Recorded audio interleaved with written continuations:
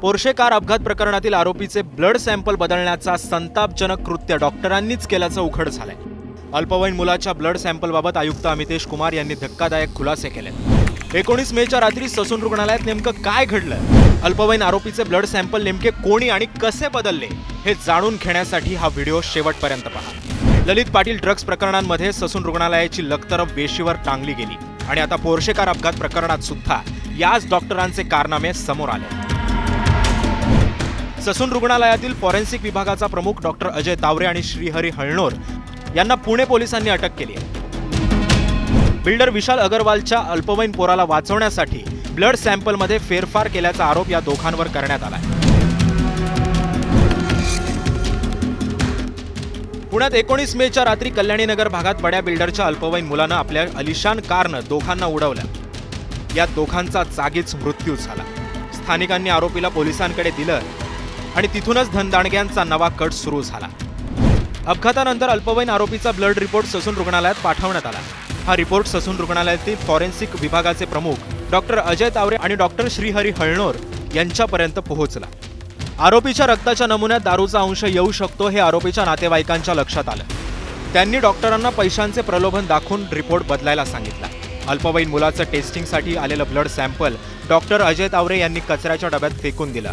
Blood सॅम्पलमध्ये फेरफार केली आणि दुसऱ्या व्यक्तीचं ब्लड सॅम्पल घेतलं आणि त्यावर अल्पवयीन मुलाचं नाव लिहिलं। त्याचा एक रिपोर्ट सादर करण्यात आला। मात्र पुणे पोलिसांनी त्या अल्पवयीन मुलाचे ब्लड सॅम्पल आणखी एका लॅबला पाठवून DNA टेस्ट केली आणि हे संपूर्ण प्रकरण उघडकीस आलं। पहिल्या सॅम्पलमध्ये अल्पवयीन मुलाचा रिपोर्ट निगेटिव्ह आल्यानंतर पोलिसांचा संशय बळावला। त्यामुळे त्यांनी दुसरं ब्लड सॅम्पल घेत औंधमधील सरकारी रुग्णालयात पाठवलं।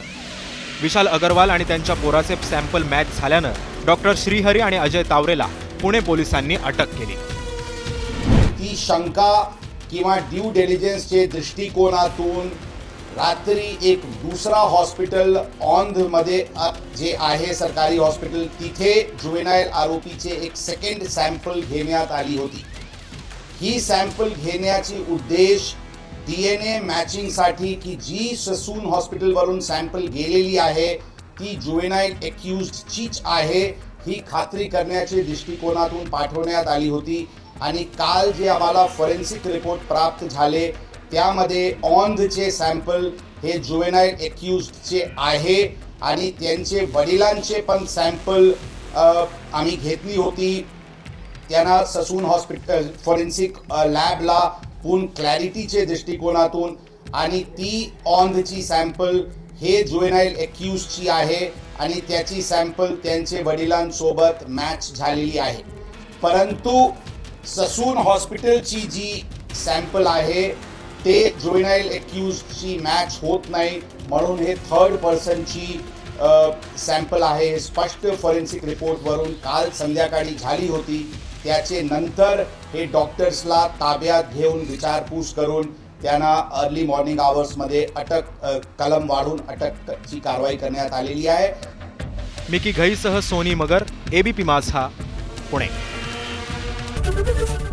ABP माझा, उघडा डोळे बघा नीट।